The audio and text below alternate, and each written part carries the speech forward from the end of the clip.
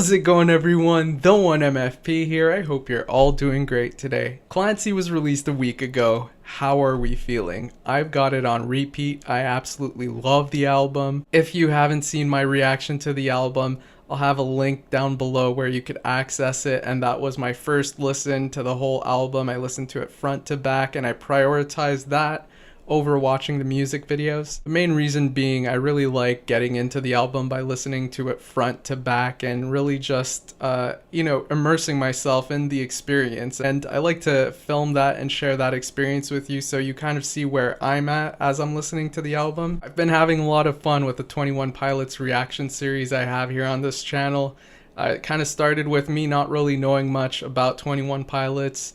Then I just gradually learned about them through these reactions, and the album reactions were a big part of that. It was a big part of me becoming familiarized with their music and their style and the narratives that they build through each album. So I really wanted to respect my format in that way, which is why I really prioritized doing that album reaction before getting to any of the music videos, aside from the ones that were released prior to the album being released. But now here we are, a week after that, and all of the music videos except for one have been released, and the one that is missing is Paladin Straight, which is supposed to be released sometime early June. I don't think we have a confirmed date for that just yet.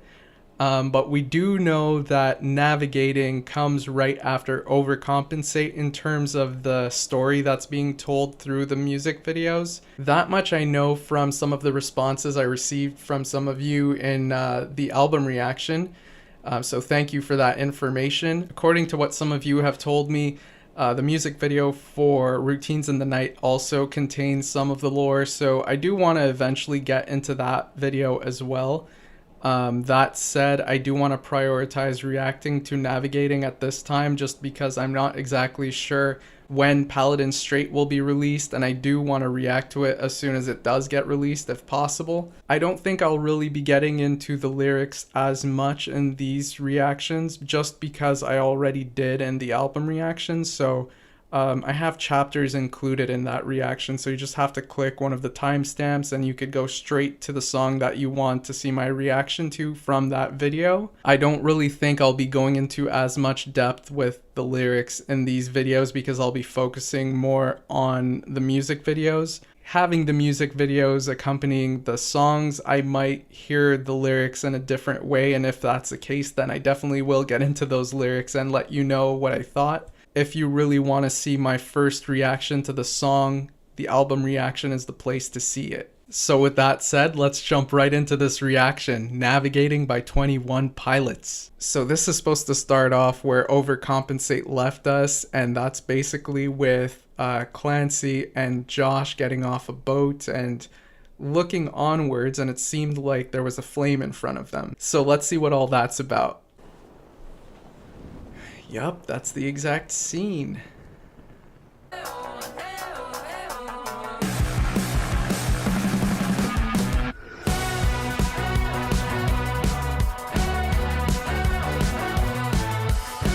I can't seem to turn the page.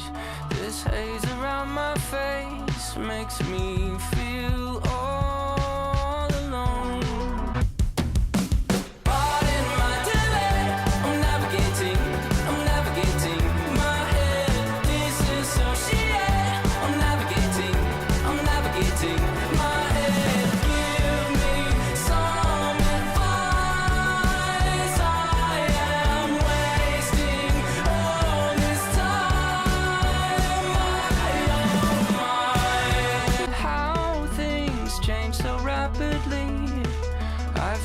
Self-esteem then turns so cold.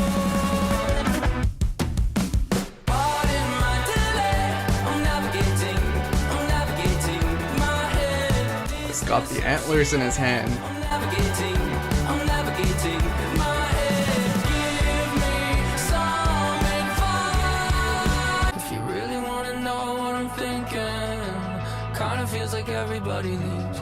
Feeling the reality that everybody leaves. My dad just lost his mom, I think that everybody leaves. Now I'm trying to hold on to you cause everybody leaves. Pardon my delay. I'm navigating my head. Disassociate. I'm navigating my head. My, oh my. Pardon my delay. I'm navigating my head. Disassociate. I'm Wait, navigating. what? I'm navigating my head. Give me some advice. I am wasting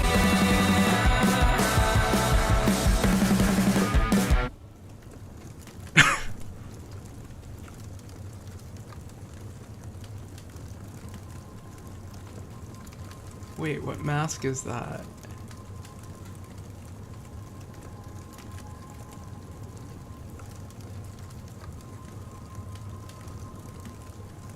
Oh, wow.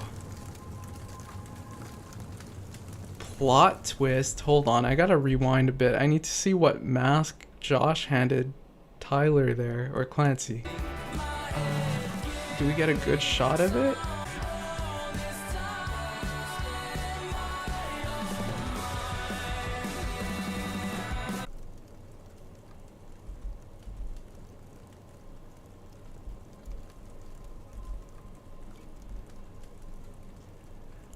I'm not seeing it that well. Let me know if you saw it. Let me know if you could really identify which mask it is specifically that Josh is handing him, because the mask we see throughout Clancy is very different from masks we've seen in the past. So given that the version of Josh we're seeing here is the version that we saw throughout Trench, I'm just wondering if we're getting a mask that resembles that mask as opposed to what we've seen throughout Clancy. But either way, very intriguing video.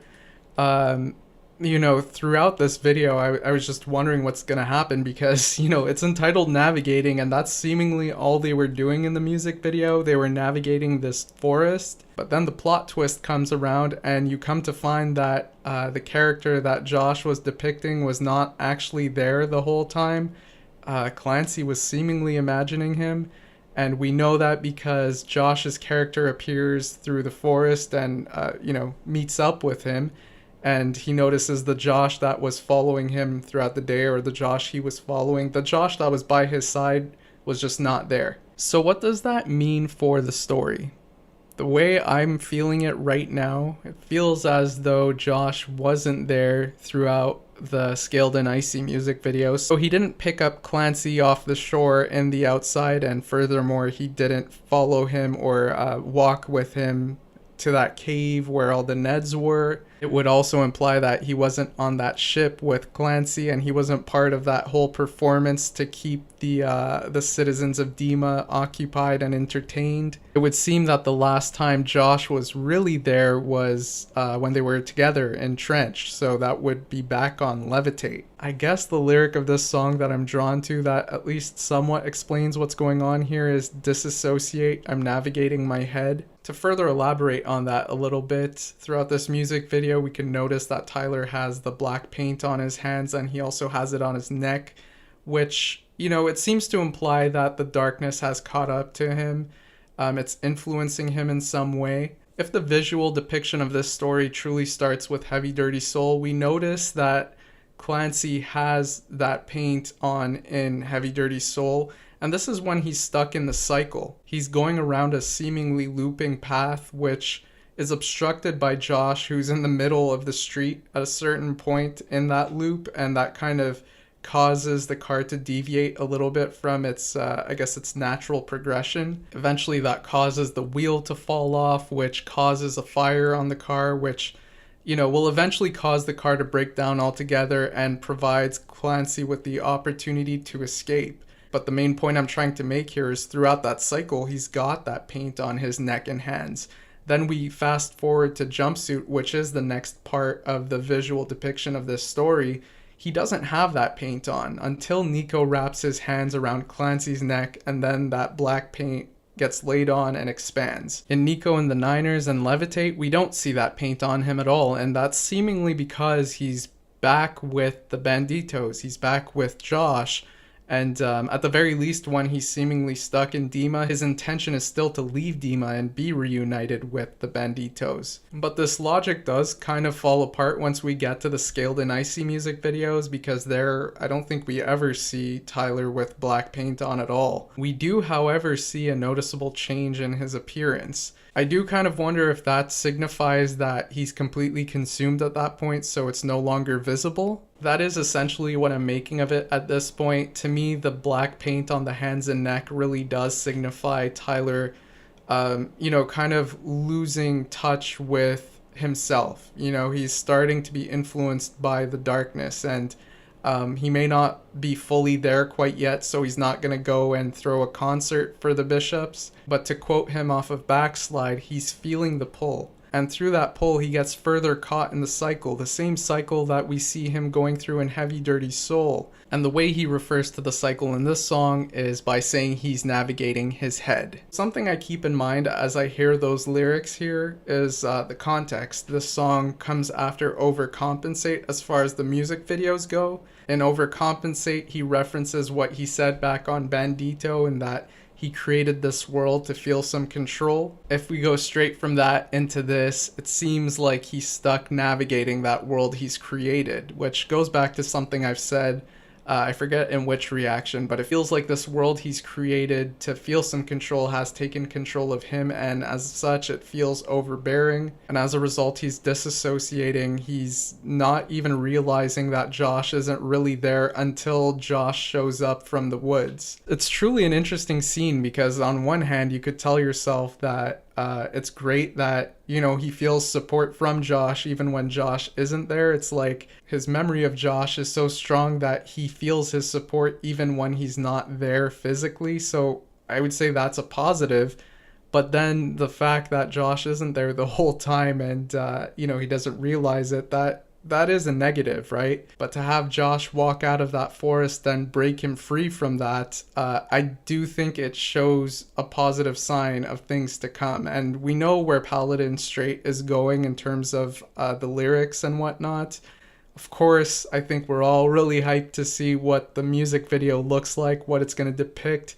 Of course, there's that particular ending that we're going to want to see play out visually. But yeah, just knowing where that song goes lyrically, I do feel like this video is trying to say that despite him being in that place, he felt Josh's support. He felt his support system helping him through the darkness, even though they may not have been there directly with him. And that speaks to the positive impact they have on him outside of this world.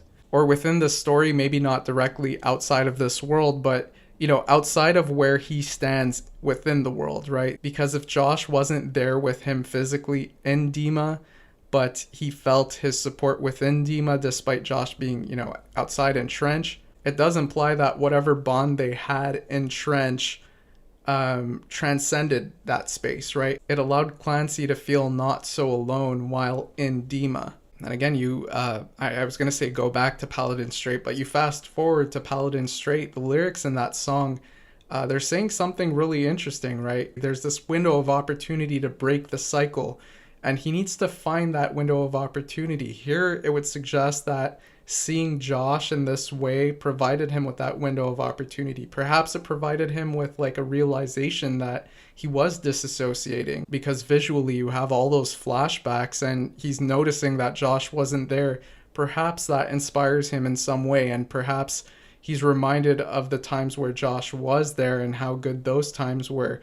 It's kind of depicting what the support means to him. And one last thing I do want to bring up about the lyrics of Paladin Strait, and I do hate bringing it up like this because technically it isn't part of the story just yet. We know where it's going lyrically because the album came out, but we don't have the visuals, so within the story it hasn't happened yet. But I can't be alone, guess I never told you so. That just takes on such an interesting meaning when you have a music video like this here in Navigating, right? It's like, even if he is alone, technically he doesn't feel alone, and that's just such an interesting take on those lyrics within this music video, I find. I think there truly are a lot of ways to hear those lines, because on one hand you could hear it as if he feels alone, his mind will go to those dark places. That's one way you could look at it. You could look at it as if he is alone, he doesn't truly feel alone because he's got these memories that are, keeping him afloat. But then I also heard it in somewhat of a dichotomous way while I was listening to that song in the album reaction, where it was like,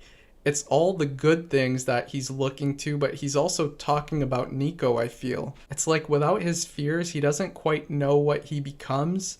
And furthermore, it feels like his fear provides him with purpose. I mentioned this in the album reaction, but I'm going to go back to it. Back in Morph, where he says, "What are we here for if not to run straight through all our tormentors?" I would say that implies that he finds purpose in confronting Nico. And to touch on Paladin Straight once more, that section of nature sounds that leads us into the confrontation in the album reaction did feel to me like we were in trees, right? In the song trees. And through that ending, it did kind of feel like Tyler was provided with what he was looking for, right? I think as much as we were left on a cliffhanger that might be concluded with the music video, but as much as we were left with that in the song, it did feel like that was a better outcome than to have Nico not confront Tyler there. Not having that response from Nico would imply, in my opinion, that he's stuck in this cycle where he can't actually confront Nico. He can't actually achieve his purpose. He can't actually run through his tormentor because he can't actually find him despite his best efforts. And to bring that into reality, it would kind of imply that he can't truly get a grasp of what his issues are and what his demons are. He can't truly confront them, therefore he's plagued by them. But to have him go searching for Nico and actually get Nico to confront him, as opposed to Nico catching him running away or something, it would imply that Clancy is truly trying to find a way to run through his tormentor, and we don't quite know if he'll succeed. And I do kind of want to define success here because I think that's going to mean different things to different people. By not succeeding, I just mean I don't think Nico will be defeated. I think that's part of the cycle, and I don't necessarily think that that's a bad thing. I don't think he's supposed to eliminate all his fears. I don't think that's the purpose. The purpose is figuring out what his limits are, why those limits are there, and trying to challenge those limits. In challenging those limits, he's bettering himself each time, and sure, he's finding new limitations, but in doing all this, he's learning more about himself and he's improving himself. In Bandito, he says, "I'm still not sure if fear is a rival or close relative to truth."